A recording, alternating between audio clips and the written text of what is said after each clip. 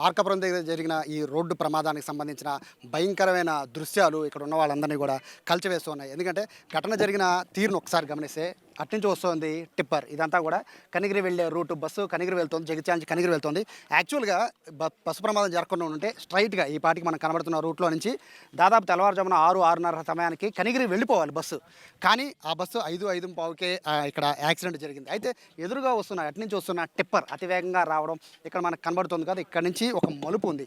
ఆ మలుపు దగ్గర జరిగిన ప్రమాదమే మొత్తం ఈ ప్రమాదానికి ప్రధాన కారణంగా కనబడుతుంది. ఈ ఒకసారి దృశ్యాలను చూస్తే అర్థమైపోతుంది ప్రమాద తీవ్రత ఎంత మేర ఉందనేది ఒకసారి అర్థమైపోతుంది. ప్రస్తుతం క్లూస్ టీంతో పాటు ఫైర్ డిపార్ట్మెంట్ అందరూ కూడా ప్రస్తుతం లోపల ఉన్నారు. బస్సును చూడొచ్చు. ఇది బస్సా?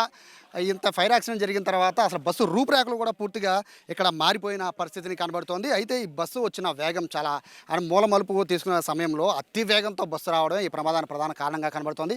టిప్పర్ లారీని గుద్దింది. టిప్పర్ లారీ ఒక్కసారి చూడొచ్చు పూర్తిగా ఇది కూడా కాలిపోయింది. కానీ కాలిపోయే ముందు tipper lorry empty tipper lorry కూడా కాదు, మొత్తం అంతా కూడా కంకర్తో ఎక్కువ లోడ్ ఉంది. లోపల మొత్తం కూడా ఫుల్గా కంకర్ లోడ్తో వెళ్తున్న ఈ టిప్పర్ లారీని అతివేగంగా వస్తున్న ఒక private travels bus, Harikrishna travels చెందిన బస్సు గుద్దింది. అంటే పరిస్థితి చూసుకోవచ్చు ఏ విధంగా ఉందో. మొత్తం టిప్పర్ లారీకి సంబంధించి మొత్తం అంతా కూడా డ్రైవర్కి సంబంధించిన సీట్లో వస్తువులన్నీ కూడా పూర్తిగా బయటపడిపోయిన పరిస్థితిని కూడా మనం చూస్తున్నాం. గుద్దిన వేగానికి మొత్తం ఈ డ్రైవర్ ఫ్రంట్ మనకు కనబడుతున్నా కదా, ఈ బానెట్కి ఎదర ఉండే పాయింట్, దీంట్లో కూడా కంకర్ రాళ్ళు వెళ్ళిపోయాయి. అంటే గుద్దిన వేగం ఎట్లా ఉందనేది అర్థం చేసుకోవచ్చు.